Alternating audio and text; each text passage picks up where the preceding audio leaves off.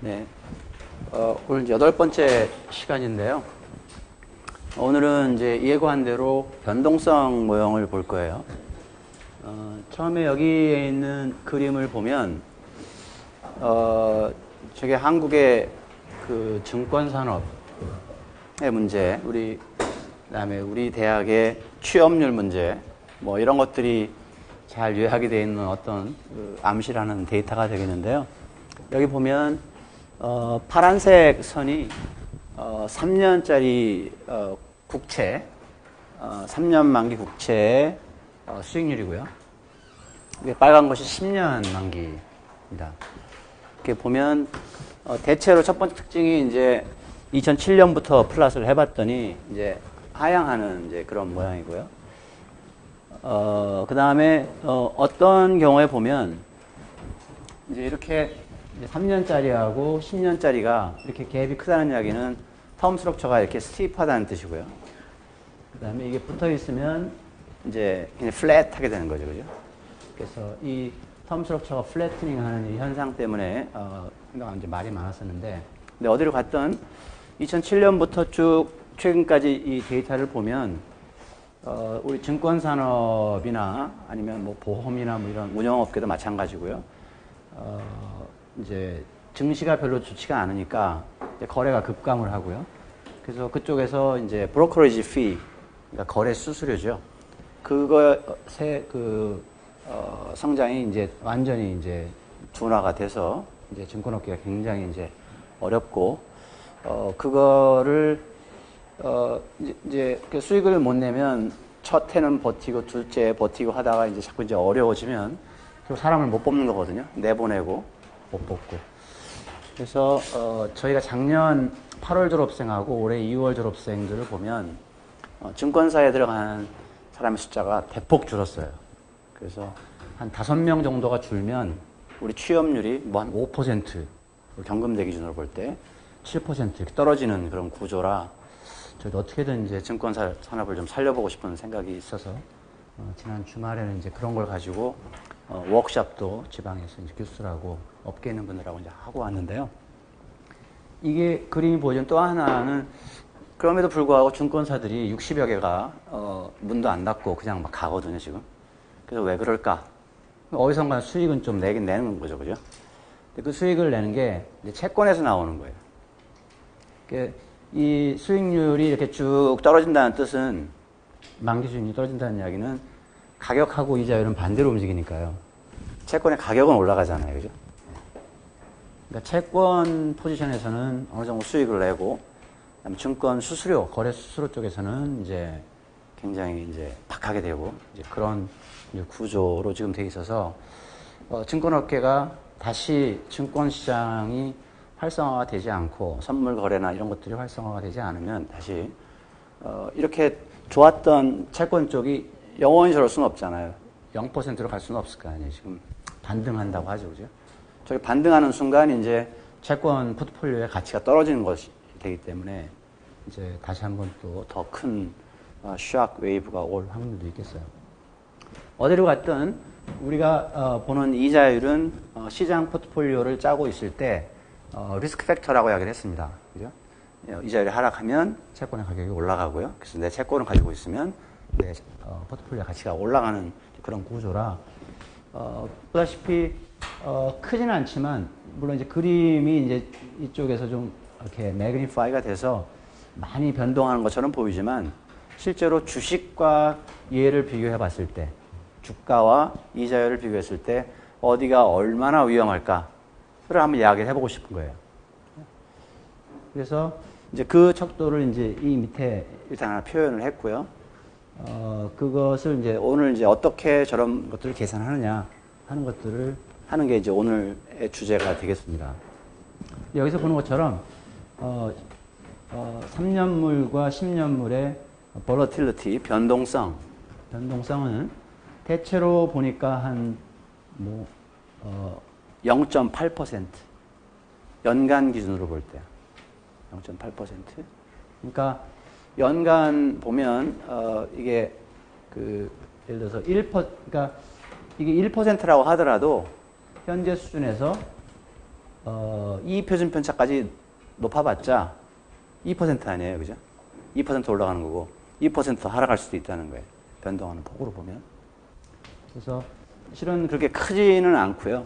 주식시장도 마찬가지로 이제 주식을 더 편입할 것이냐, 채권을 더 편입을 할 것이냐라고 보면 이제 그 위험을 봐야 되는데 그 위험이 이제 이것과 같은 로직으로 계산한 것을 해서 보면 예를 들어서 코스피는 예를 들어서 변동성이 20%다 이렇게 나올 수도 있다는 거예요. 그러면 당연히 이제 안전 자산을 선호하는 사람들은 이제 1% 밑에 때에 이런 자산을 많이 편입을 할 거고요. 실은 정기예금, 금리 같은 것들도 굉장히 이거와 비슷하게 움직이겠죠, 그죠? 지금 한국에서 자본시장이 굉장히 침체가 되어 있는 이유가 많은 부분에서 사람들이 좋은 투자처가 없다. 그래서 은행에 예금만 하고 있는 거예요.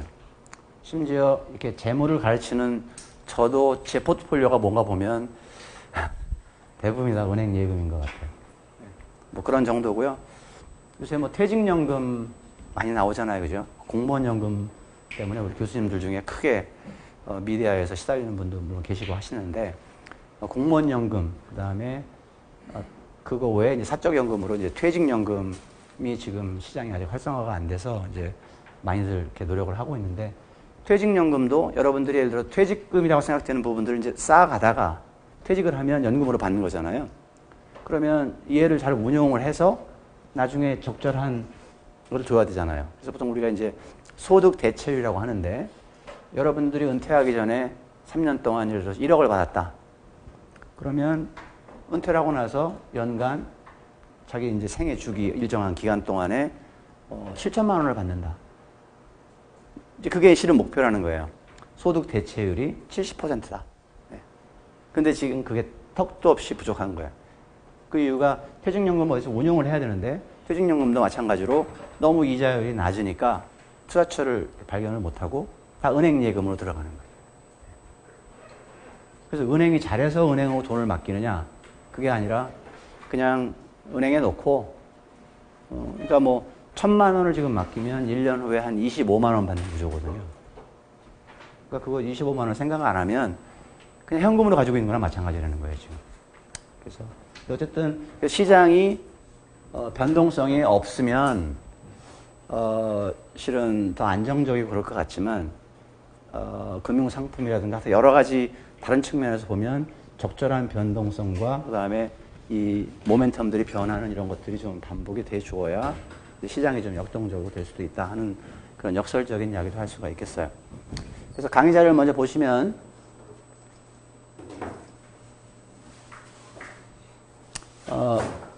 변동성은 뭐 그렇게 어렵게 생각을 할 필요가 없겠죠. 초반에는 어떤 수익률이 R이라고 했을 때 평균으로부터의 데비에이션을 제곱을 해서 그것을 샘플 사이즈로 나눈 거니까 평균을 낸 거네요, 그죠? 그러니까 데비에이션의 이제 제곱의 평균이죠. 이 친구는 뭐였어요? R 바라고 표현되어 있는 것은 그냥 원래 데이터를 더해서 샘플 사이즈로 나눈 거잖아요. 그래서 원래 그 수준 그 자체들의 이제 평균을 본 거고요. 그 다음에 제곱을 했다는 이야기는 이제 변동을 보겠다는 거예요, 변동. 그래서 그거의 제곱이고, 그 다음에 이 n-1은 이제 얘가 이제 불편 추정량으로 만들기 위해서 샘플 사이즈 n이 아니라 n-1로 나누는 뭐 그 정도인데, 샘플 n이 커지면 n-1로 나누든가 n으로 나누든가 이제 큰 차이는 없겠죠, 그죠? 그리고 스퀘어 루트를 취하면 이제 표준 편차고, 그래서 우리는 분산보다는 이제 표준 편차 단위고요. 그러니까 표준 편차라는 게 결국은 원래 데이터 R이 위로든 밑으로든 이제 변할 텐데 그 폭을 매저하는 거죠, 그거를 평균적으로, 그죠?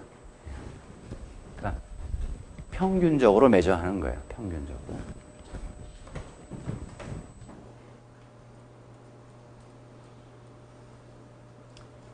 처음 이제 이런 데이터를 보면 이제 스퀘어 루트 룰이라는 게 있습니다.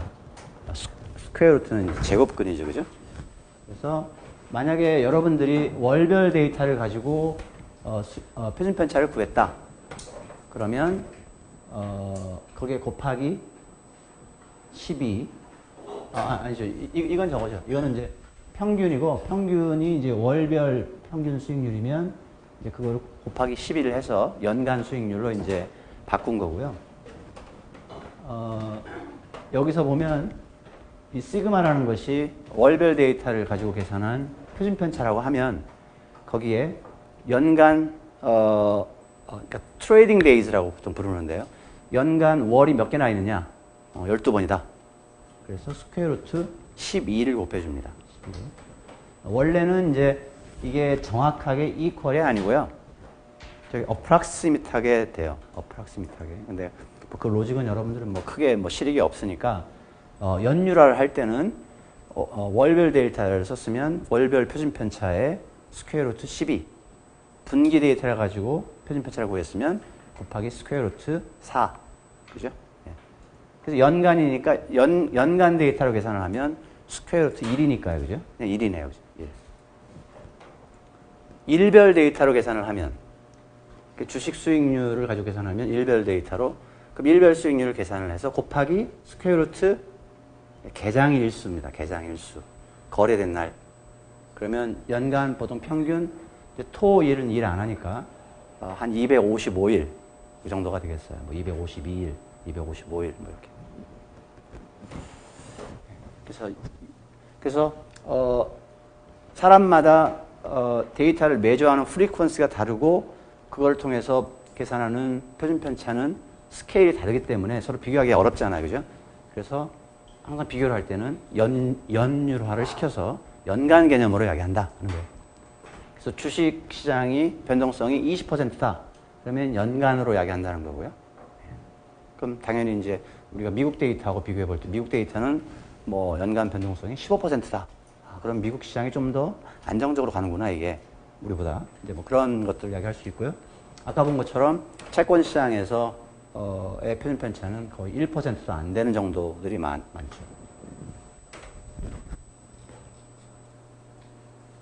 여기 넘어가도 되겠고요. 이제 우리가 이제 몇 주 후에 이어서 하게 될 이제 자산 배분 같은 걸 할 때는 표준 편차도 실은 그러니까 개별 자산의 표준 편차도 중요하지만 그것과 옆에 있는 다른 선택 가능한 어떤 다른 대체적인 자산이 있을 때 얘의 표준 편차가 얼마냐 이제 그런 게 이제 문제가 되겠죠. 그래서 이제 콜레이션을 이제 따지게 됩니다. 그래서 그러니까 기본적인 아이디어는 이제 계란을 한 바스켓에 담으면 위험하다 뭐 그런 거잖아요, 그죠? 그래서 이제 분산을 하려고 하는데 분산을 하려고 그러면 A 자산하고 B 자산이 콜레이션이 2이다. 그러면 실은 같은 자산이에요. 같이 올라가고 떨어지니까. 그런 자산은 실은 자산군으로 서로 이렇게 편입을 할 때 도움이 안 된다. 뭐 이제 그런 거고요. 그런 걸 계산할 때 그래서 콜레이션을 계산하려고 그러면 코베런스하고 이제 표준 편차로 나눠준 거예요. 이렇게 한다는 거고요. 그래서 여기 보면 monthly correlation에서 뭐 12 정도 그러니까 코베런스 그러니까 그냥 콜레이션도 계산해 볼 수도 있고요. 그 다음에 원래 데이터를 전부 연율화를 시켜서 그 다음 계산해 볼 수도 있겠죠. 그죠? 예. 그래서 보면 차이는 크게 나지 않는다. 뭐 그런 뜻이 되겠습니다.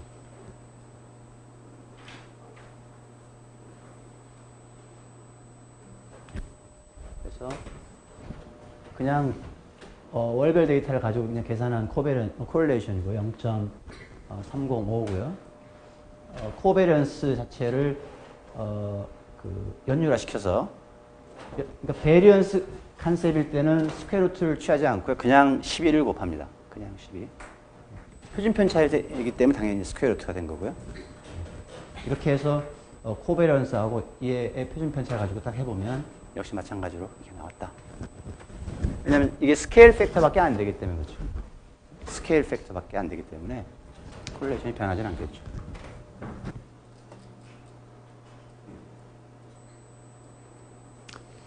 근데 이제 코베런스나 베리언스, 표준 편차를 계산을 하는데, 물론 데이터가 있으면 이제 계산을 합니다. 근데 보니까 사람들이 보기에, 마켓이 막 이렇게 요동을 칠 때 하고요. 그다음에 조용할 때 하고, 이게 일종의 이렇게 모여서 오더라는 거예요. 볼러틸리티가 클러스터링 한다. 이렇게 이야기를 하는 거죠. 그러니까 조용한 피리어드하고, 그 다음에 정보가 막 들어와서 막 변하는 때하고, 이런 것들이 반복이 된다는 거예요. 근데 이제 우리가 그냥 긴 데이터를 가지고 편집 편찬을 딱 계산해버리면, 그러면 그거에 이제 에버리지 아웃이 되는 거니까요. 그죠? 지금이 변동성이 큰 국면으로 들어와서 이게 일정하게 지속이 더 될 것 같은데, 그럼에도 불구하고 조용했던 기간에 데이터까지 넣어서 표준 편차를 계산해 갖고 지금 변동성을 떨어뜨릴 필요가 없다는 거죠. 그죠? 그래서 이제 이동 구간으로 이제 계산하는 표준 편차를 계산하는 이제 그런 아이디어가 여기 첫 번째 보는 것처럼 히스토리컬 볼러틸리티, 히스토리컬 코릴레이션이고요. 이거는 그러니까 월별 데이터를 계산해서 애뉴얼라이즈 시키고 하는 것들은 로직은 똑같고요. 다만 차이점이 뭐냐면 오늘의 표준 편차는 뭐냐? 오늘의 표준 편차는 전일, 전월. 그러니까 데이터가 일별인가 월별인가에 따라서 바로 전기 거 있죠? 전기 거부터 일정한 기간, 윈도우 기간 동안의 데이터. 그래서 예를 들어서 60개월이다. 그러면 지난달부터 지난 5년 동안의 데이터, 월별 데이터를 가지고 표준 편차를 계산을 해서 거기 곱하기 스퀘어 루트 12 해서 그걸 오늘의 변동성으로 삼는다는 거예요. 그러니까 다음 달에는 마찬가지로 다음 달에는 이제 저쪽 하나 데이터를 버릴 거고요. 하나 추가가 되겠죠. 네, 이렇게 되고. 그래서 그 윈도우를 이를테면 60일 이동이다. 그래서 이건 뭐 특정한 모델인 것이 아니라 내가 데이터를 사용을 할 때 과거에 그 룩업하는 피리어드를 일정하게 짧게 가져간다. 다가 아니고요. 이제 그런 개념이 되겠어요. 그래서 우리가 보통 드라이브를 할 때 뭐 히스토리컬 사이트 그러면 가갖고 차 대놓고 구경하고 사진 찍잖아요. 그런 히스토리컬한 건 아니고요. 그냥 과거 데이터라는 뜻이에요. 과거 데이터를 가지고 계산한다. 그러면 당연히 이제 분산이나 표준 편차를 이렇게 이동해 가면서 히스토리컬 볼러틸리티를 계산할 수 있는 것처럼, 그러면 코릴레이션도 그렇게 할 수 있겠죠. 두 개의 계열을 과거에 일정하게 딱 잘라가지고 코릴레이션을 계산을 해서 오늘 쓰고요. 또 다음 달에 또 같은 작업을 반복을 하는 거예요.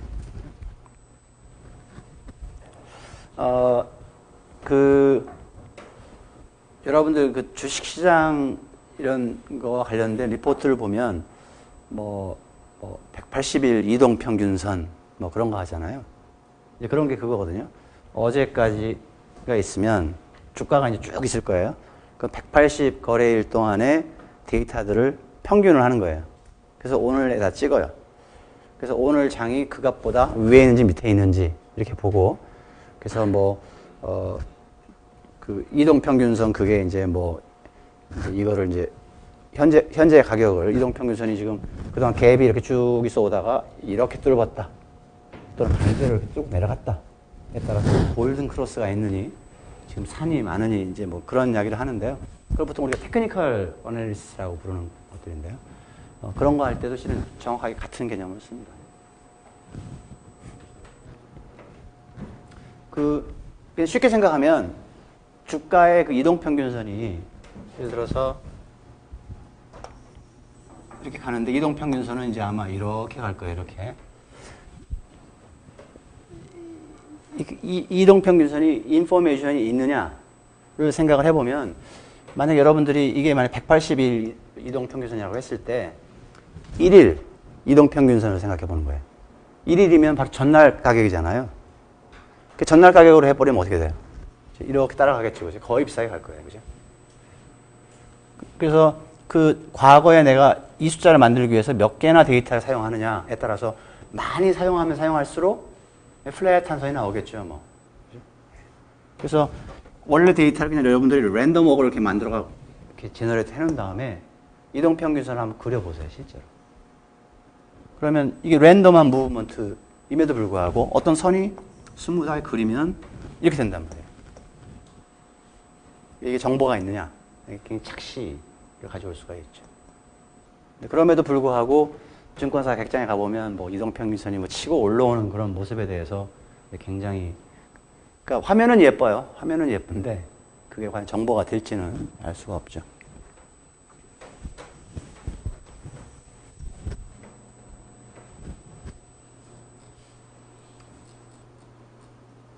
그래서 이제 데이터 가지고 계산할 수 있는데 이제 그 다음에 할 것이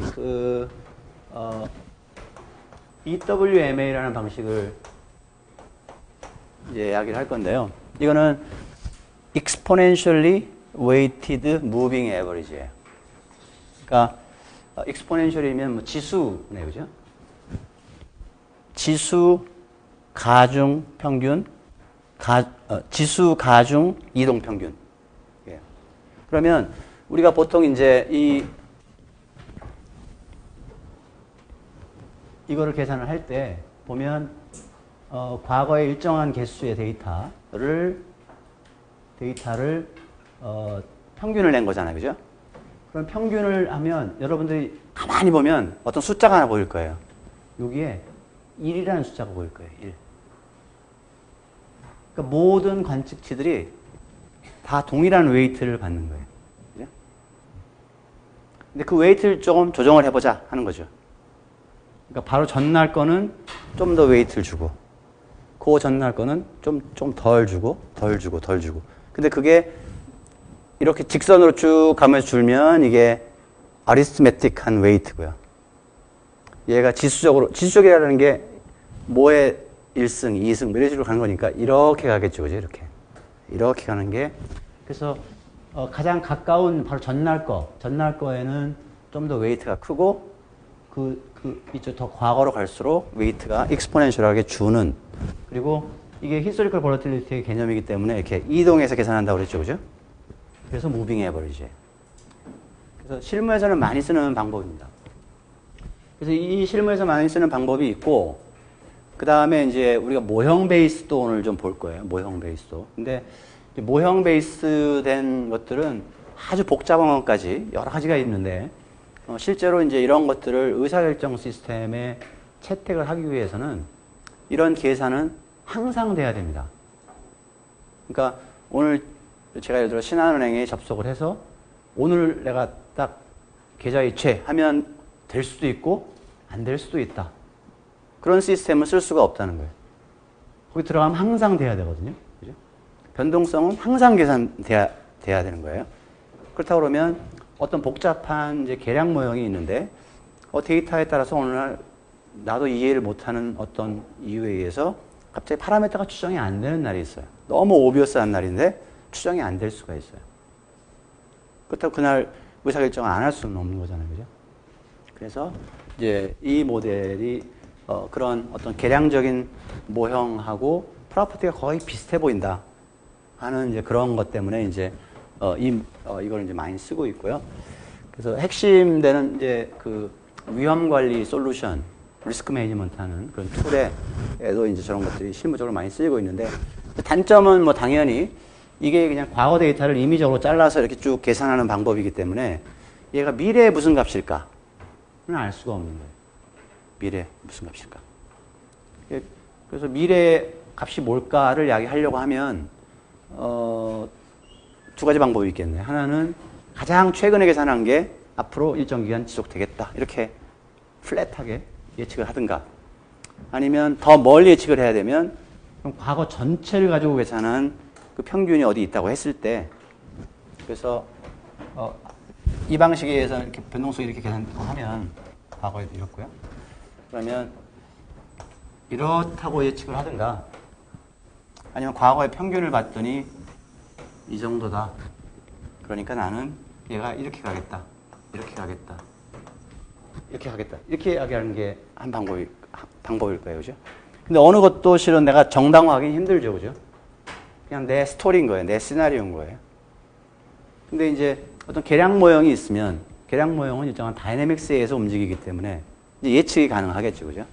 좀 더 정교한 이제 예측을 할 때는 이제, 이런 방법 외에 이제 어떤 모델링이 필요한 거고요. 근데, 좀 더 이 내용을 보기 전에 변동성 같은 게, 미래를 좀 훔쳐보면 어떨까? 뭐 이런 거예요. 그래서 앞에 한 달, 정도의 주식시장의 변동성이 얼마나 될까? 그걸 생각을 해보는 거예요. 그러면 이제 그 정보가 어디에 있겠냐? 사람들이 봤더니 옵션이라는 데에 있다는 거예요. 옵션. 옵션은 이제 미래에 어떤 일이 벌어졌을 때 그 조건부로 페이오프가 결정이 되는 거거든요. 옵션을 내가 콜 옵션을 샀는데 그때 내가 그 산 상품의 예를 들어서 행사 가격보다 그 언더라잉 에셋의 가격이 높으면 이 차이만큼 내가 이득이라는 거거든요. 될 때까지는 모르죠. 그러니까 시장이 무슨 정보든 다 이용을 해서 베스트 게스를 해야 되는 거예요. 그죠? 미래 요 동안에 무슨 일이 벌어질지를요. 사람들이 다 제각각 여러 가지 툴을 가지고 이제 미래를 예측하면서 오늘 옵션 가격을 옵션 거래가 일어났을 때 그 안에 실은 이 정보들이 즉 마켓의 컨센서스를 가지고 있는 미래의 어떤 그 볼러틸리티에 대한 정보가 있을 것이다 라고 보는 게 이제 이제 스토리고요. 그게 미래를 훔쳐보는 방법이고요. 그래서 그거를 이제 미국 같은 경우에는 보면 22거래일 22거래일이면 캘린더 데이로 한 달입니다. 이게 한 달. 그러니까 지금 옵션 거래가 지금 막 일어나고 있는데 지금 일주일 만에 이제 만기가 돌아오는 것도 있을 수 있고요. 한 달 일주일 후에 돌아오는 것도 있을 수 있고 3달 후에 오는 것도 있겠죠. 그죠? 여러 가지가 거래가 될 거예요. 그죠? 그러면 그 정보들을 잘 활용을 해서 일정한 지수를 만들어내는 것, 특히 주식시장에 대해서 만들어내는 것을 빅스라고 부릅니다. 빅스. Volatility Index. 그러니까 여기는 예를 들어서 미국 주식시장의 변동성에 지금부터 향후 22거래일 동안의 평균 변동성을 측정을 한 거예요. 그래서 저 지수가 막 올라가기 시작했다, 갑자기. 일별로 계산되니까요. 일별이 아니라 거의 트레이드가 옵션이 막 계속 되니까 그 뭐 원하면 뭐 분대, 뭐 초대 이렇게 굉장히 하게 계산할 수가 있겠어요. 그죠? 그래서 그거를 계산을 해서 보고를 하는데 얘가 올라가기 시작하면 이제 금융시장에 안 좋은 지금 그 시그널이다 이렇게 생각하는 거예요. 그래서 이거를 보통 그 우리 2007년 8년도에 글로벌 위기 때는 저거를 한국에서는 공포지수라고 번역을 했어요. 공포지수. 그래서 시장을 읽는데 뭐를 보면 좋겠습니까? 라고 금융 위에 있는 한 분이 저한테 농담 반 진담 반 물으시길래 딱 2가지만 보시면 되겠습니다. 빅스. 그 다음에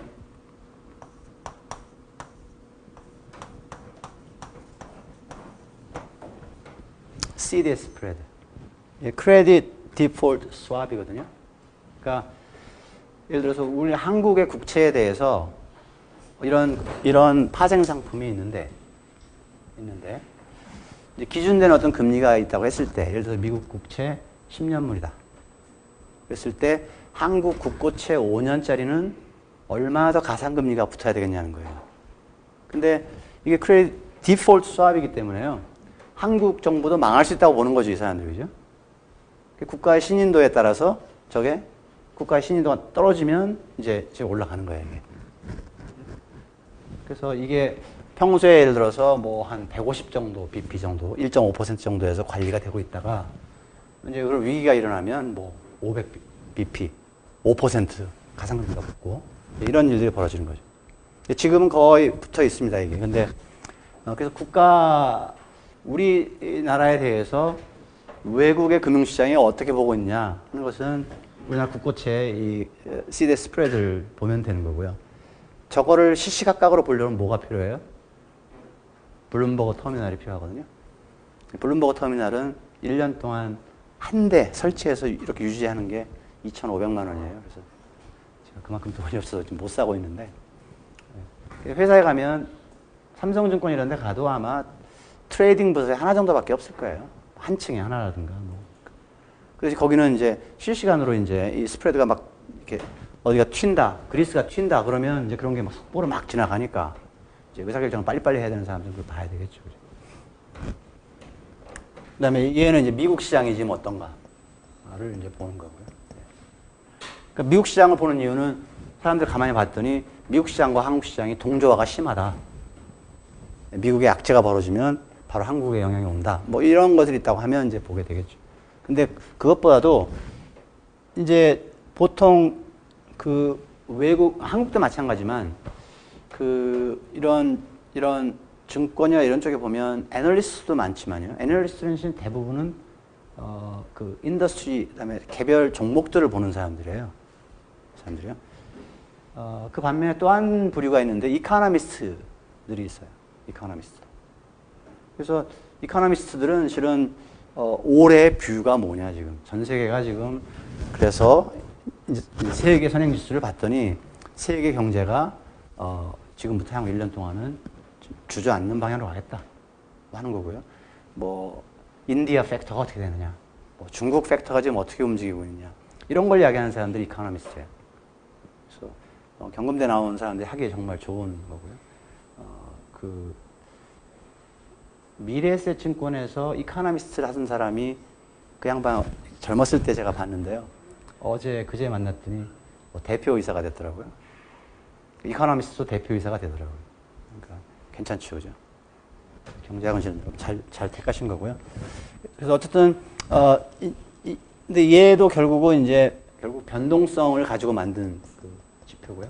한국도 당연히 이제 변동성 지표가 있습니다. 시산이 되고 있고요. 아마 다운도 받을 수 있는 것 같고. 이제 그럼 저런 것들을 왜 만드느냐? 이제 지금 어떤 이제 그런 시장 전체 마켓의 컨센서스가 어떻게 움직이느냐를 보는 것도 있지만, 실은 그럼 나는 마켓이 앞으로 위험해진다고 하는데 한 달 평균적으로 봤을 때, 그럼 나는 저걸 회피를 하고 싶은 사람이 있을 거 아니에요. 그러면 이 지수도 거래를 하는 거예요. 그럴 수도 있겠죠, 그죠? 난 얘가 올라가는 거는 내 사업에 치명적이다. 그럼 얘를 해지를 하는 방법이 있어야 될 거라고요, 그죠? 이제 그런 것들이 이제 파생 상품이 되는 거죠. 이 자체가 원래 언더라잉이라고 보는 우리 그 많은 옵션 거래들, 옵션은 또 그 안에 언더라잉 스탁들이 있잖아요, 자산이. 그런 것들에서 파생해서 나온 것들인데, 파생해서 나온 것을 또 여기에 대해서 트레이드를 한다고 하는 것이 이제 그래서 전에는 이제 그런 것들이 너무 이렇게 여러 번 결합하면서 이제 만든 사람도 이제 이해를 못하고 이제 누가 진짜 폭탄인지 알 수도 없고 한 이제 그런 경우라 이제 리만 사태 때는 굉장히 어려웠었는데요. 어쨌든 지금 한국 시장에서 선물 거래는 완전히 죽었습니다. 제가 보기에는. 그 위험하면 물가에 가지 마라가 우리 아마 그 당국들의 그런 스탠스인 것 같아요. 그래서 위험해 보이고 시끄러워 보이면 그냥 셧다운 하지 마. 대통령은 다 풀라고 그러고 뭐 그런 지금 애매한 상황이 벌어지고 있습니다.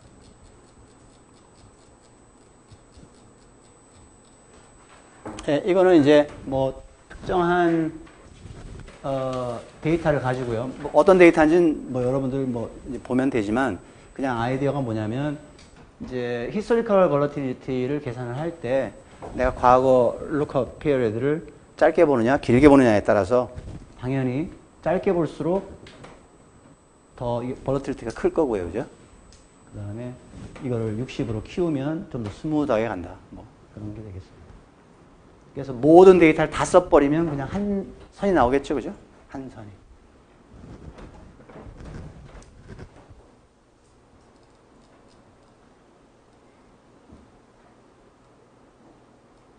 예.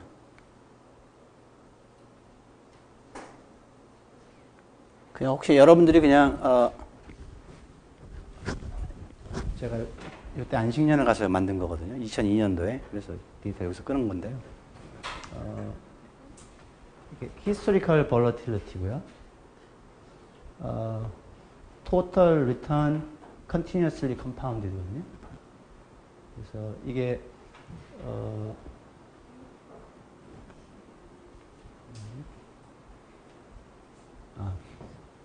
그 보통 이제 주식 수익률을 계산을 할 때 가격이 변한 거 있고 배당이 나온다고 했잖아요. 배당까지 포함한 가격으로 계산한 수익률이 토탈 리턴이에요. 토탈 리턴이고 그 지수를 가지고 이제 리턴을 계산할 텐데 그때 로그 차분을 했다는 뜻에서 이제 continuously compound 된 거고요. 그다음에 위에 거는 이제 large cap stock이고요. 그러니까 S&P 500을 생각하시면 됩니다. 밑에 있는 것은 long term government bond거든요. 그래서 bon드가 주식시장에 비해서 볼러틸리티가 낮죠, 그죠? 예.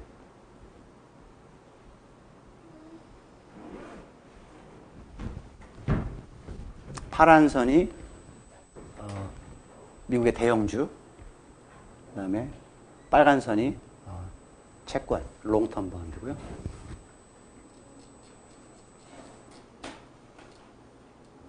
히스토리컬 콜레이션을 이제 같은 데이터 가지고 한 건데요. 보면 콜레이션을 계산할 때 36개월로 한 게 좀 더 많이 움직이는 거고요. 그 다음에 60개월 가지고 했을 때가 이제 좀 더 스무드한 빨간 선이 되겠죠. 근데 가만히 보면 결국은 내가 주식에 투자할 것이냐, 뭐 채권에 투자할 것이냐 이렇게 봤을 때 콜레이션이 아주 높으면 별로 안 좋다고 그랬습니다. 근데 콜레이션이 이렇게 낮을 때도 있었고요, 이렇게요. 높을 때도 있었고요. 시간 가변적인 요소가 좀 있네요.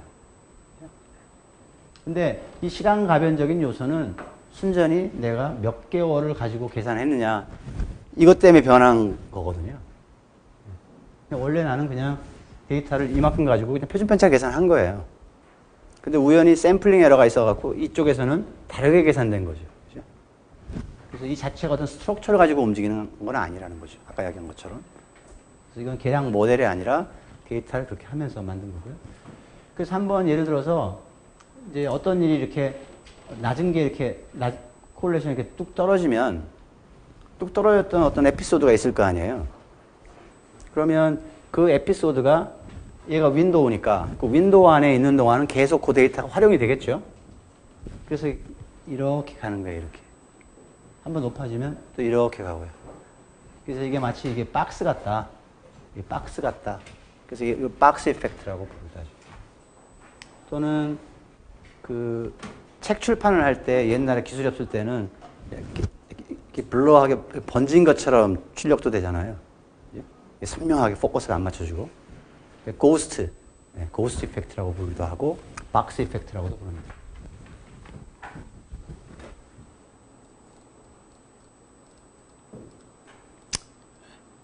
그래서 여기에 있는 게 이제 그 EWM의 아까 exponential weight가 뭔가를 보여주고 있는데요. 전기 거 값이고요. 그러니까 여기 Y라고 표현된 거는 수익률을 해서 수익률의 평균을 뺀 거, 그 데비에이션이라고 생각하면 되겠어요. 데비에이션을 제곱해서 전기부터 N기까지를 사용하는데 그 웨이트를 가만히 보니까 첫 번째 거, 지난달 거는 1 over 이거고요. 두 번째 달은 램다 오버 이거고요. 마지막은 이거 나누기 이거네요.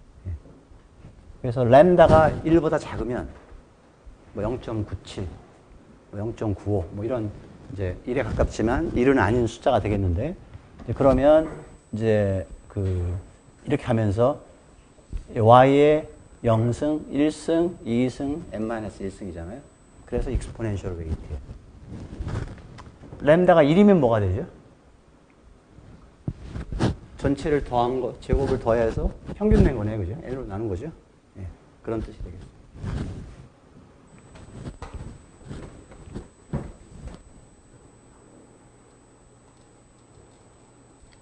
그 10년 전하고 지금하고 그 컨설팅 시장이 많이 이제 바뀌었어요. 그리고 우리 클라이언트들의 레벨도 많이 높아졌는데 한 10년쯤, 한 15년쯤 전에만 해도 이 EWMA 그래프를 다 갖다 놓고 야, 우리 회사 제품은 이런 근사한 엔진이 붙어 있습니다. 금융 솔루션의 엔진이라고 이걸 포장을 하는 거예요. 지금도 그냥 코딩만 하는 사람들 있잖아요. 그런 사람들한테는 실제로는 표준 편차를 구하는 공식, 또 엔진이에요. 로직이고. 어떻게 계산해야 되는지를 정확하게 페이지에 써달라는 거예요. 얘는 R이고, 얘는 평균인데, R 바 그러면 모르죠. R 바는 또 이렇게 계산하고. 그래서 그 수식을 쓰고, 말로 그 설명을 해주고, 그러느니 우리가 그냥 코딩을 하죠. 그게 이제 우리 경금되고요. 금융 IT에서는 우리가 그냥 코딩 합시다. 이렇게 된 거예요. 스토리가. 그래서 히스토리컬 볼러틸리티를 이제 예를 들어서 미국의 그 대형주를 가지고 해봤는데요. 히스토리컬 볼러틸리티 요거 초록색이나 EWMA나 거의 뭐 큰 차이는 없는데 이런 정도는 좀 차이가 나네요. 예를 들어서 이제 샥이 한번 턱 여기서 턱 해서 이렇게 볼러틸리티가 높아졌잖아요. 근데 EWMA는 상대적으로 좀 빨리 떨어지죠, 그죠? 근데 얘는 좀 더 오래 가네요. 이게 박스 이펙트가. 그러니까 어떤 샥이 한 번 왔다가 그냥 사라졌다고 쳐보세요. 그렇더라도 이 방법론상 얘들은 이렇게 간다는 거 아니에요. 그죠? 얘는 이렇게, 얘도 어쨌든 일정한 동안 가는 거고요.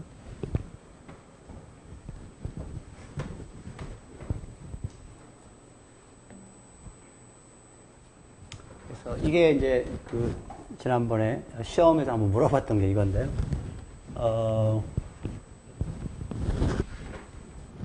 이제 앞에 있는 그 식을 이렇게 좀 잘 머니플레이트를 해보면 뭐 어떤 이런 결과가 있어서 EWM에는 아까 본 그 처음 해봤던 그 공식이 아니라 이런 식으로 계산하면 쉽다는 거거든요. 근데 가만히 보니까 어떻게 되냐면 지금 현재 시점에 EWMA 분산, 나중에 스퀘어루트만 취하면 되겠어요. 분산은 전기의 RT 마이너스 전기 거죠. 제곱한 거에 1 마이너스 램다. 램다고요. 그 다음에 여기서 지금 월별 데이터인 경우에는 대체로 한 0.94 라는 숫자를 쓰도록 권고하는 사람들이 많이 있어요. 이게 전기 값이고요. 전기 값에 램다 곱해주고 더하기 전기의 원래 데이터의 제곱. 물론 이제 평균에 데비에이션 된 그 제곱이죠, 그죠? 예. 그래서 제곱이고, 그 다음에 1 마이너스 램다. 그러니까 이렇게 웨이트가 더하면 1이 되는 거죠, 그죠? 근데 요거 두 개라는 거예요. 그래서 계산되면 다음에 집어넣고, 그 데이터 집어넣고, 이렇게 리커시브하게 계산할 수가 있는 거네요. 훨씬 심플하죠, 이게, 실은. 엑셀에서 아까 봤던 처음에 그 식, 뭐, 1 플러스 램다 더하기 램다의 제곱 쭉 분해, 이거를 36개월 하는 걸 이렇게 한 셀에 쓰려고 그러면 아마 정말 짜증날 거예요. 하다가 사에서 날아가고, 이제. 이렇게 하면 굉장히 쉬울 거 아니에요. 그죠? 쉬울 텐데, 이거를 이제 어떻게 계산하느냐. 그러면 t가 1이에요, 1. 1이면 어떻게 계산해요? 그러면 얘가 없네요, 그죠? R0도 데이터가 없을 수도 있겠죠, 그죠? 그래서 공식은 쉬운데 이걸 어떻게 임플리멘테이션 할 것이냐를 물어봤어요. 그래서 생각보다 다들 고전을 하더라고요. 근데 어떻게 시작을 해야 될까요? 첫 번째. 시작하는 데이터 여기서 시작을 하잖아요. 1, 2, 3 시작하잖아요. 그죠? 그러면 나는 1에서는 계산을 못 할 거예요. 2에서 계산할 수 있을 거예요. 왜냐면 어쨌든 렉이 있으니까요. 근데 전기 값을 몰라요. 모르면 0이라고 두면 되죠. 뭐. 0이라고 두고. 첫 번째 데이터는 있을 거 아니에요. 그죠?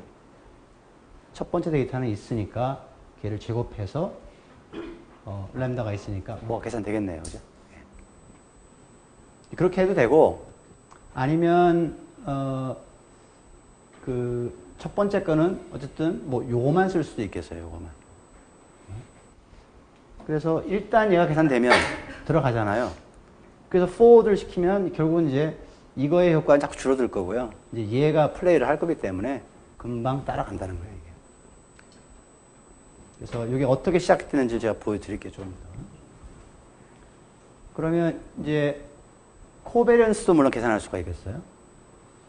코베리언스는 저는 같은 데이터를 제곱을 했죠. 근데 여기서는 데이터 첫 번째 시리즈, 두 번째 시리즈. 이렇게 곱하면 되겠네. 두 개의 리턴을. 그래서 그래서 처음엔 얘만 가지고 계산을 하고요. 그 다음에는 이제 리커시브하게 계산하면 되겠네. 그래서 첫 번째 변수의 얘를 계산하고, 두 번째 변수의 얘를 계산하고, 그 다음에 코베런스를 계산을 하면, 그 다음에 이거 나누기 표준편차, 표준편차. 그게 이제 코릴레이션이 되는 거지. 그렇게 계산할 수가 있습니다. 근데 이제 이게, 여기는 뭐 특별한 약이 없이, 아까는 뭐 Y 뭐 그런 식을 썼었는데, Y가 예를 들어 수익률을 평균에서 빼준 것이다, 데비에이션이다, 이렇게 했는데, 여기는 그 말을 안 한 게요. 만약 여러분 일별 데이터로 이거를 계산을 하면, 일별 데이터는 거의 일별 수익률이 0%니까, 그죠? 그 샘플 민을 빼준다는 큰 의미가 없을 수도 있어요.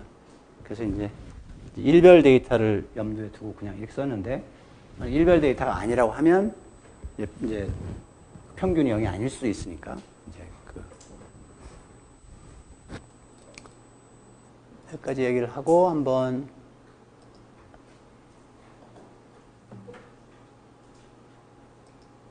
아까 봤던 엑셀 파일을 볼게요.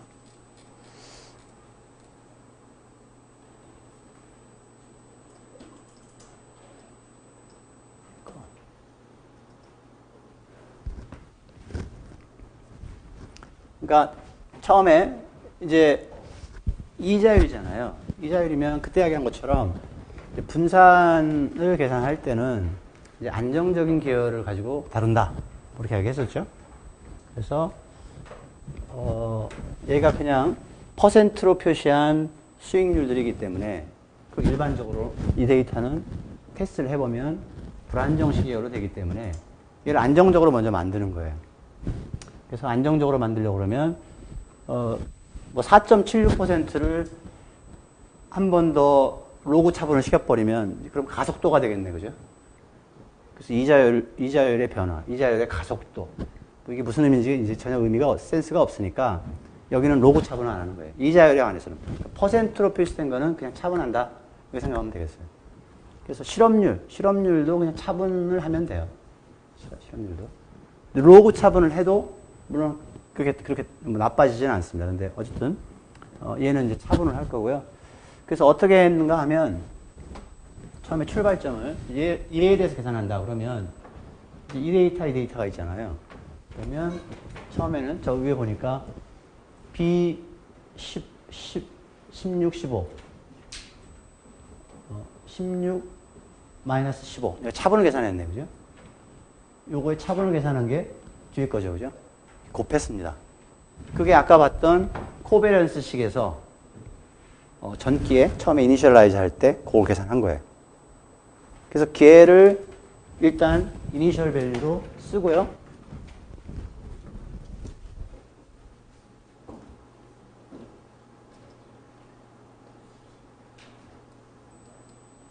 이쪽 위에 보면 램다는 여기서 이렇게 정의했습니다. 0.94 월별 데이터로 하고 EWM의 베리언스는 보면 차분 곱하기 차분입니다. 그래서 RT-1 제곱이 되는 거죠, 그죠? 예. 그게 시작값이고요. 그 다음에 이제 식이 들어가죠. 전체를 이제 스퀘어루트 취할 거고요. 표준편차를 만들기 위해서. 앞에는 그 $M$1 걔는 앞에 있는 0.94를 가리키는 겁니다. 0.94 그 셀 변하지 말라 하는 거고요. 그 다음에 에다가 처음에 이니셜 밸류 계산한 거 하고요. 그 다음에 1 마이너스 램다고요. 거기에 요렇게 된 거예요. 그러니까 우리식으로 보면 저 왼쪽은 볼러틸리티는 이거 더하기 아까 이렇게 표현했었거든요. 그래서 이렇게 되면 이제 그 다음에는 이제 전기 거고 이거의 제곱. 그래서 걔를 그냥 뭐 계속 이제 쭉 카피해 버리면 되겠네요.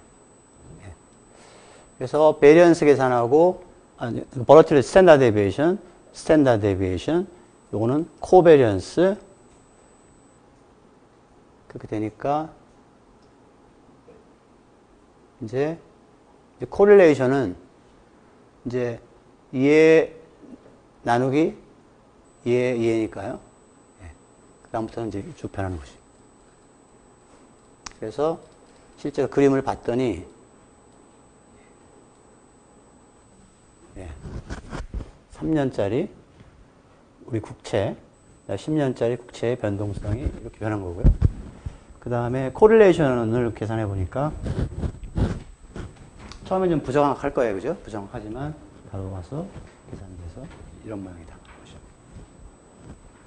나오죠. 10년짜리하고 3년짜리가 코릴레이션이 많이 높을 것 같기도 한데 실제로 보면 그렇게 높지는 않은 것 같아요.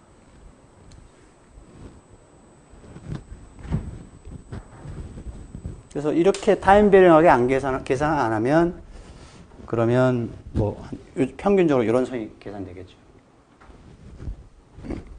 그래서 이 파일을 올려놨으니까요. 한번 여러분들이 엑서사이즈를 해보길 바라고요. 엑서사이즈는 이제 이게 주어졌으니까 이제 이게 어떤지를 다시 한번 여기서 계산해서 읽어보고요. 근데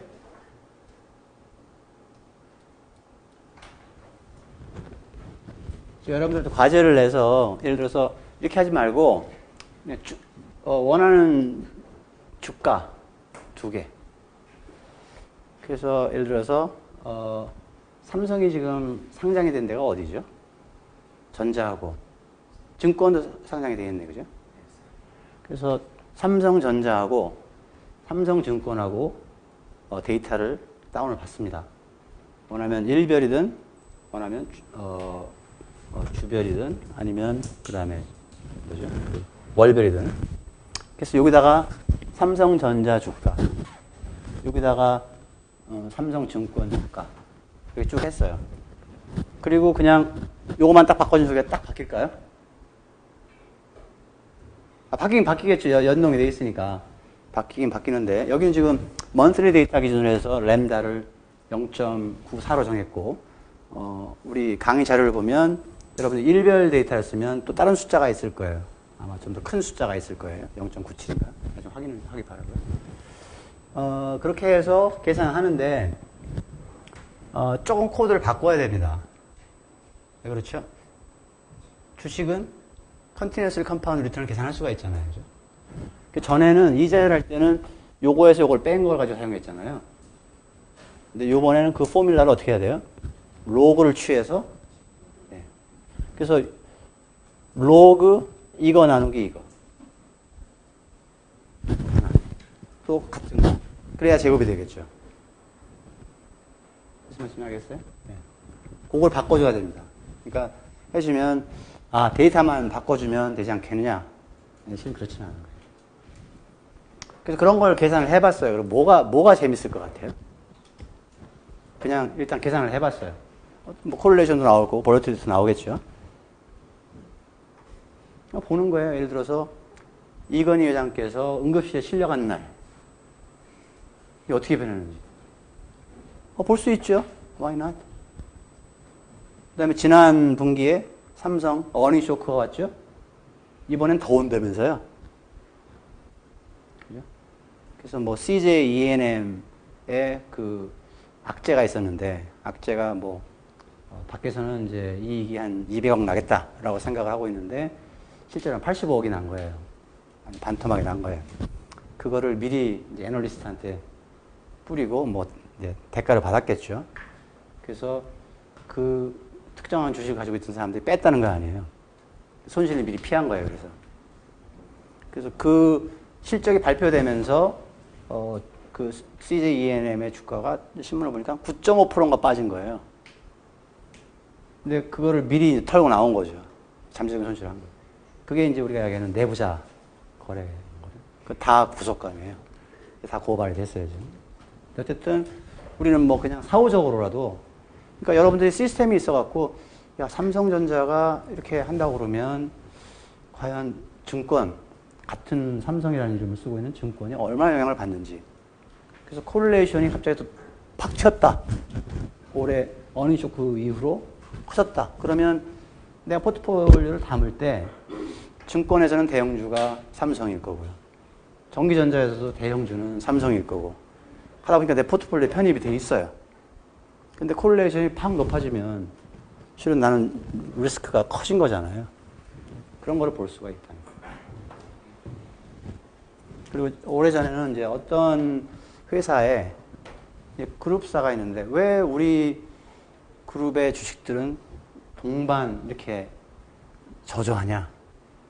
뭐 그런 거죠. 그래서 이런 것들이 인포메이션이 있을 수가 있어요. 코릴레이션을 구해봤더니 높아요. 예를 들어서 우리 그룹에.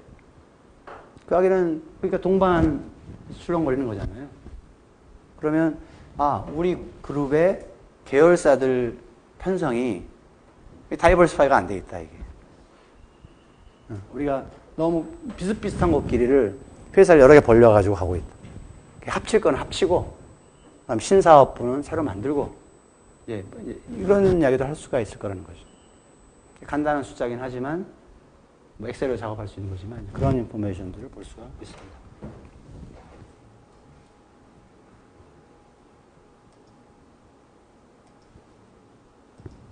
다시 돌아가서 이 히스토그램은 뭐냐면 이렇게 이제 변동성이 항상 표준 편차가 이렇게 한 숫자로 이렇게 갈 때 하고 지금 보니까 이렇게 막 변하잖아요, 그죠? 변하는 것처럼 보이잖아요. 그런 데이터들은 어떤 특성을 갖느냐? 이런 특성을 갖는다는 거예요. 이 특성은 뭐냐면 예를 들어서 주식 수익률 를 가지고 히스토그램을 그려본 거예요. 히스토그램 그리고요. 여기에 선이 보이죠? 실선이 하나 보일 거예요. 자세히 보면. 그 실선은 뭐냐면 요 히스토그램을 그릴 때 사용한 데이터의 평균, 그다음에 그거의 표준 편차를 가지고 정규분포를 그려본 거예요. 정규분포를 그려보니까 대체 어떤 특성이 있냐면요. 뭐 특별히 여러분이 가슴이 와닿는지는 모르겠지만 실은 패테일이 있어요. 이쪽이 두꺼운 거예요. 정규분포가 이야기하는 것보다. 그리고 여기가 뾰족 튀어나왔습니다. 정규분포. 저걸 보통 우리가 첨도라고 부르는 거거든요. 첨도. 뾰족 튀어나온 거. 패테일도 있고 첨도도 있다. 그래서 이 뒤에 나오는 이제 이런 가우치 같은 이런 클래스의 모형은 뭐냐면요. 이렇게 첨도를 발생시키는 데이터를 모형하는 데 좋다. 이분산, 그러니까 볼러틸리티를 그러니까 시간 가변적으로 만들어서 모형하는 어떤 모형을 볼 텐데요. 그 모형으로 데이터를 제너레이트를 하면 이런 현상들이 나온다는 거죠. 거꾸로 이야기하면 이런 현상들을 보이는 데이터는 그런 모형으로 하는 게 좋겠다. 모형하는 게 좋겠다. 그런 뜻이 되겠죠. 그죠? 그 다음에 이제 여기 패테일이 있죠. 이렇게. 정규분포보다. 패테일이 있는 것은 이런 모형 플러스 그다음에 분포적인 가정을 하겠다. 그래서 정규분포가 아니라 예를 들어서 뭐 T분포라든가 그다음에 좀 더 복잡한 일반적인 패테일을 설명할 수 있는 그걸 하겠다.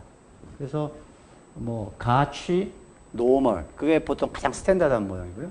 가치 T, 뭐 가치 뭐 GED, Generalized Error Distribution 뭐 이런 여러 가지 모형들이 이제 나오게 됩니다. 모형 자체는 그렇게 어렵지가 않은데요. 일단 그리고 뭐 EBS에서 굉장히 쉽게 뭐 핸들이 되기 때문에 이제 모형이 이제 두 파트로 지금 되어 있는데 하나는 mean equation이고 하나는 variance equation이에요. mean equation은 뭐냐면 원래 RT가 어떻게 움직일까? 뭐 AR1이다. 수익률이 AR1이다. 이런 게 이제 mean equation이 되는 거고요. 우리는 이제 지난번에 많이 봤던 것처럼 수익률은 거의 예측이 안 된다. 그리고 AR1 코에피션트가 유의적이라고 하더라도 설명적 자체는 굉장히 낮다. 뭐 이런 것들을 많이 봤잖아요. 어쨌든 그렇게 됐고요. 근데 에러 텀을 보통 우리 엡설론 뭐 이렇게 이래갖고 이제 잔차항을 썼는데 여기는 잔차항을 좀 희한하게 썼어요. 시그마 t 곱하기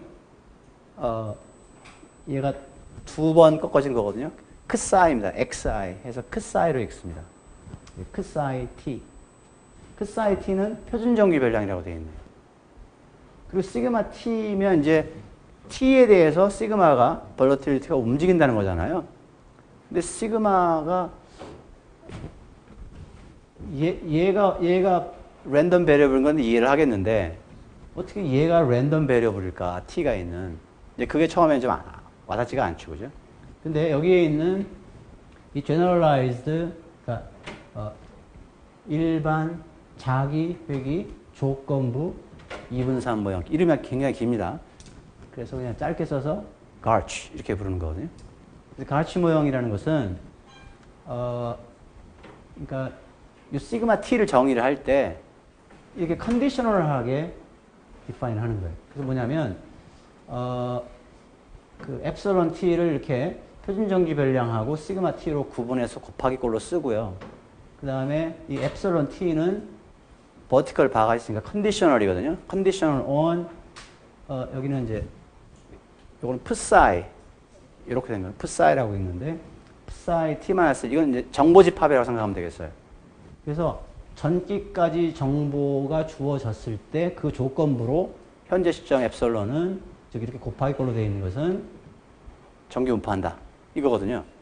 그러니까 이 조건부라는 게 무슨 의미냐면요. 이 조건부라는 게 시그마 t가 t 시점에서는 어떤 값을 받고 다음 시점에서 값이 변화하겠지만 지금 현재 시점 t 기준으로 보면 t 시점 이전의 정보에 의해서 얘가 주어지는 어떤 숫자라는 거예요.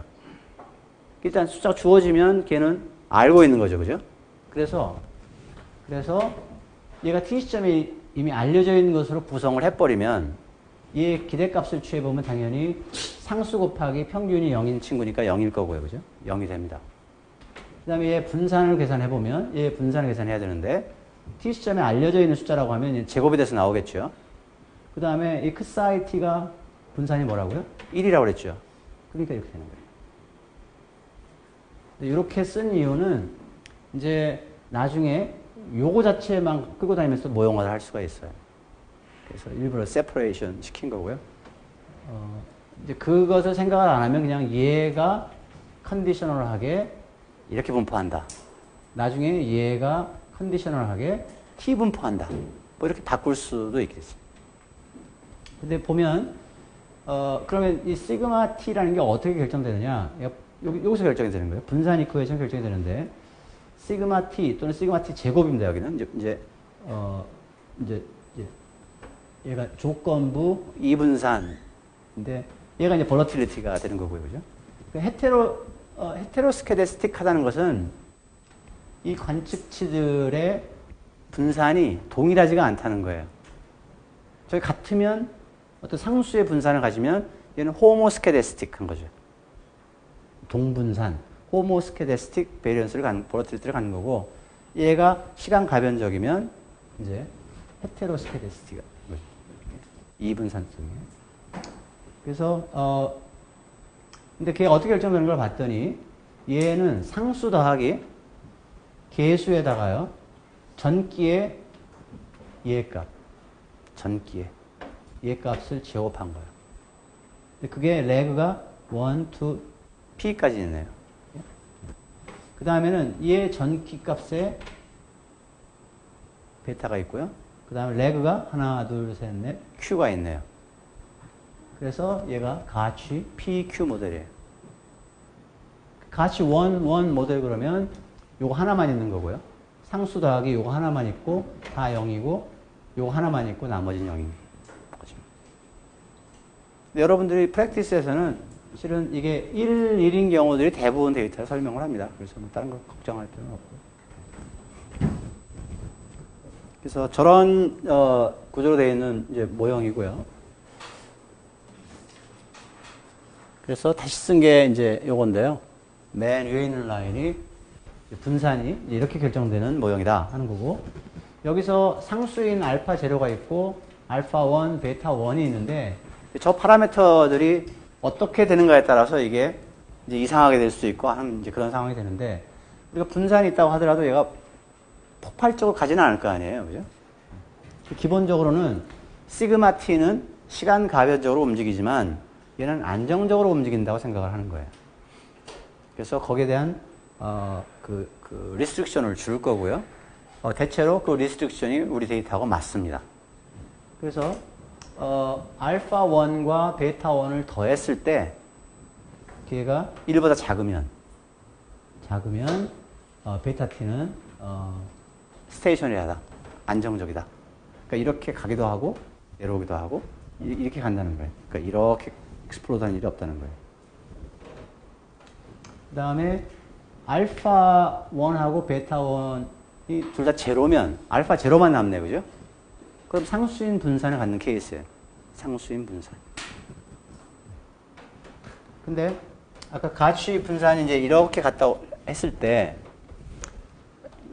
작은 때가 유지가 되다가 또 이제 볼러타일한 때가 유지가 되다가 또 다시 줄겠죠. 그죠? 이런 게 반복이 된다는 건데 얘의 장기적인 평균은 뭘까? 즉 이선을 이야기하는 거예요. 이선. 그래서 아까 보니까 올라왔어요. 근데 얘가 무한정으로 가지 않는다는 거죠. 그죠? 데이터를 봤더니 이런 때도 있었다는 거잖아요. 그러니까 언젠가 떨어질 텐데. 그래서 아까는 이거를 결정을 우리가 못했지만 이제는 우리가 이 시그마에 다이내믹스가 있으니까 걔가 이제 이렇게 갈 거라는 것을 이야기할 수가 있다는 거예요. 이렇게 가는 것보다는 이렇게 갈 확률이 높다. 근데 어느 쪽으로 접근하느냐? 이 선으로 접근한다는 건데요. 그러니까 얘는 모델의 이 다이내믹스에 의해서 결정이 되는 거고요. t-1에서 t, t에서 t 플러스 1 이렇게 한 개 한 개는 얘에 의해서 결정이 되는 거고요. 장기적으로 어디를 가겠느냐? 저 가운데 선을 찾는 공식이 이겁니다. 앞에 있는 상수가 분자에 올라가고요. 알파 제로가. 그 다음에 분모에는 1 마이너스 요거 두 개 더한 거. 그러니까 1 마이너스 알파 1 마이너스 베타 1. 그래서 이제 요 조건이 임포즈가 되는 경우에 이제 그렇고요. 이거 만약 1이 돼 버리면 분모가 디파인이 안 되잖아요. 그래서 이 모델이 나중에 설사 도움이 된다고 하더라도 시스템에 들어갔을 때는 저게 1이 돼서 추정이 안 될 수도 있다는 거예요. 1이 아주 가깝게 값에서 바운드에서 움직이다가. 그 다음에 이제 이 가치 파트가 없는 거. 그러니까 지금 이름상으로 원래 이 볼러슬레브라는 미국 교수가 샌디에고 학위를 할 때는 그 앞에 교수님이 노벨상을 받으신 앵글이라는 교수님이신데 앵글이라는 교수님이 이렇게 생긴 모형을 처음에 만드셨어요. 이렇게 만들었고요. 그걸 동시에 유럽에 있는 분들도 했어요. 근데 그분 페이퍼가 먼저 발표가 됐어요. 거의 비슷한 시기인데. 그래서 그분은 한 20년, 30년 후에 노벨상을 타셨고 또 한 분은 제가 지금도 기억을 못해요. 누군지. 상황이 그렇게 됐고요. 그래서 이 파트만 있으면 이게 지금 오토 리그레시브한 프로세스라는 거예요. 여러분 눈에는 이게 오토 리그레시브한 거면 얘 랩에다 한 게 오토 리그레시브한 파트일 것 같잖아요. 실은 그게 아니고요. 실은 얘가 지금 오토 리그레시브한 파트라는 건데 얘를 식을 다시 쓰면 이제 그걸 보일 수가 있는데 어쨌든 얘만 있는 경우에 잔창에 과거 값의 제곱들만 들어가 있는 것을 보통 그냥 여기 오토 리그레스 컨디셔널 헤테로스케스 해서 A, R, C, H, 아치 모델 이렇게 이야기하는 거고요. 그래서 아치는 P까지밖에 없겠습니다. 근데 그거를 이 볼러슬레브라는 제자가 이 파트를 집어넣은 거예요.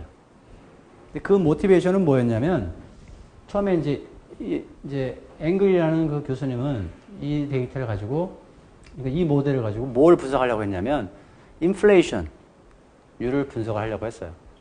어떤 때는 인플레이션이 막 이렇게 화두가 돼가지고 문제가 크다가 또 어떤 때는 조용하다가 막 그러잖아요. 그래서 그거를 모형하려고 하다 보니까 이 레그가 굉장히 많은 게 들어가는 거예요. 이 레그가. 그래서 그 모델 대신에 얘에 레그를 주면 굉장히 이게 거의 유사하면서 이게 긴 게 들어왔을 때와 거의 유사하면서도 굉장히 심플해진다 일이 모든 게 그렇게 이제 한 건데요. 실제로 해봤더니 그냥 이거 하나 하고 얘 하나만 있어도 굉장히 많은 데이터들이 그거에 설명이 된다는 거예요. 그래서 이제 generalization은 이걸 넣었다는 의미에서 이제 generalized고요.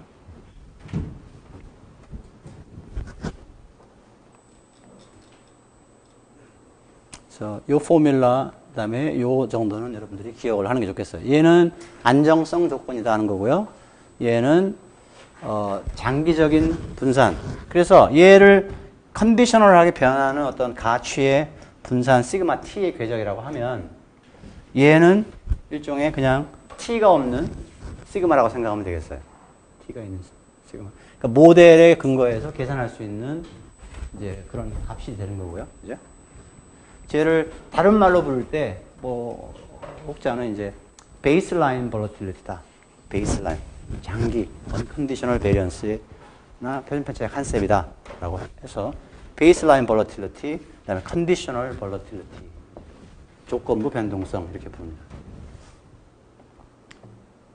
여러분들이 다음 시간에 계속 이어서 하기 전에 이제 어떤 우리 시계열이 주어지면 여러분 최소한 그 데이터를 가지고 이제 이 모형이 추정된다고 그러면 이 모형에서 시그마 t의 궤적을 나중에 계산할 수 있어야 되겠고요. 그게 안 되면 뭐 EWMA를 하는 거고요. 그게 안 되면 historical volatility 계산하겠죠. 일단은 있어요. 근데 그러다 보니까 우리가 이제 뭐 가치주도 있고 뭐 대형주도 있고 뭐 소형주도 있고 그다음에 뭐 그 성장주도 있잖아요. 그러면 나는 이 네 특색을 갖는 보통 이걸 이제 우리 용어로 스타일이라고 부릅니다. 스타일. 가치주, 대형주. 그런 스타일이 있는데 그 스타일이 있는 이 가치주에 분류되는 어떤 주식들이 있을 거 아니에요. 그러면 얘들을 가지고 이제 하나의 지수를 만든 거니까 그 만든 얘들이 속해 있는 여기를 보통 우리가 하나의 에셋 클래스라고 이야기합니다. 에셋 클래스. 그래서 에셋 클래스가 예를 들어서 주식시장에서는 4개로 내가 구분해 볼 수 있다. 이렇게 생각할 수도 있고요. 아니다. 그 에셋 클래스는 그렇게 하는 것보다 인더스트리가 더 중요하다. 뭐 전기, 전자 뭐 이런 거 하나 묶어서 하나. 그다음에 컨슈머 듀어러블 뭐 이렇게 해서 하나. 뭐 이렇게 보는 게 낫다. 하는 그 인더스트리를 클래스로 보는 사람도 있어요. 그래서 지금은 대부분이 그 인더스트리를 기준으로 에셋 클래스를 짤 거예요. 그러면 에셋 클래스 1번, 2번, 3번, 4번 시계열 데이터가 쫙 있는데 이제 얘를 가지고 이제 볼러틸리티도 계산할 수 있고 시그마 t 얘들 사이에 코베런스도 계산할 수 있을 거예요. 그죠? 코릴레이션도 계산할 수 있고. 근데 에셋 클래스가 예를 들어서 10개라고 생각을 해보세요. 그러면 코베런스 매트릭스 또는 코릴레이션 매트릭스를 보면 주대각선이 이제 분산이고, 그죠? 여기가 이제 공분산인데 이제 엄청 많아지네요. 그죠? 얘를 한꺼번에 이제 계산하려고 하다 보니까 이제 프랙티컬한 문제들이 생기는 거예요. 그래서 계량 모형을 그렇게 많은 데이터들을 흡수할 수 있게끔 만들다 보니까 이제 추정하는 데서 이제 버벅되기 시작하는 거고요. 그 일별량일 때도 이게 바운더리에서 왔다 갔다 할 때 추정이 안 되는 경우가 있다고 말씀을 드렸는데 저게 다별량이 되면 더 이제 확률이 낮아지겠죠, 그게. 그래서 그런 경우에도 좀 더 이론에 근접하면서 프랙티컬하게 활용할 수 있는 방법이 뭐가 있을까? 이제 그런 것들이 이제 다음 시간에 보는 주제가 되겠고요.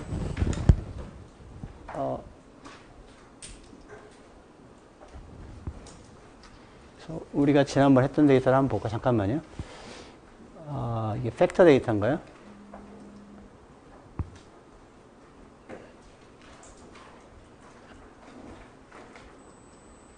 밸류 스탁을 다시 한번 보면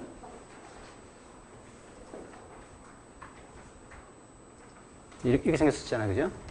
그래서 여기 보면 Q이게 마찬가지로 에스티메이트 이퀘이션을 갈 거예요. 에스티메이트 이퀘이션을 가서 이제 여기에 보면 리 스퀘어가 지금 디폴트인데요. 여기에 아치가 있습니다. 아치가 있고요. 그러면 여기에 이제 처음에 mean equation을 씁니다. mean equation은 d log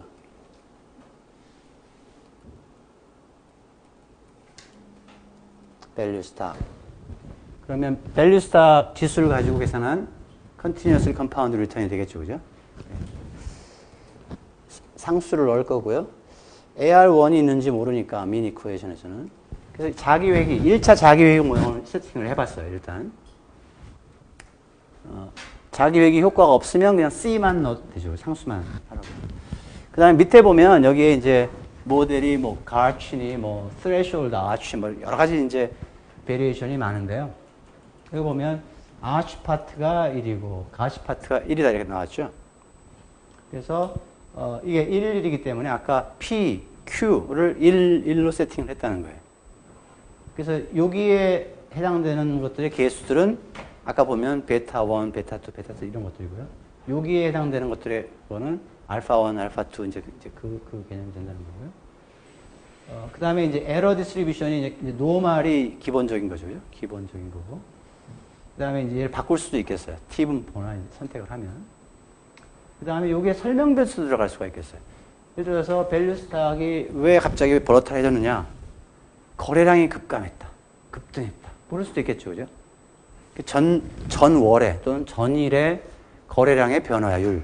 뭐 이런 것들이 설명 변수로 들어가면 되겠어요. 근데 이게 시그마 T라는 게 컨디셔널하게 지금 알려져야 되는 숫자이기 때문에 여기에 들어가는 것들은 이제 어떤 과거의 변수들 되겠네요.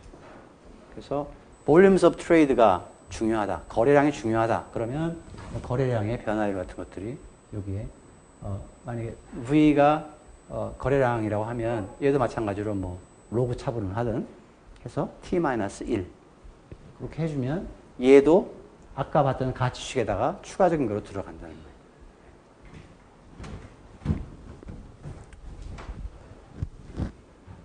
그래서 한번 눌러볼까요?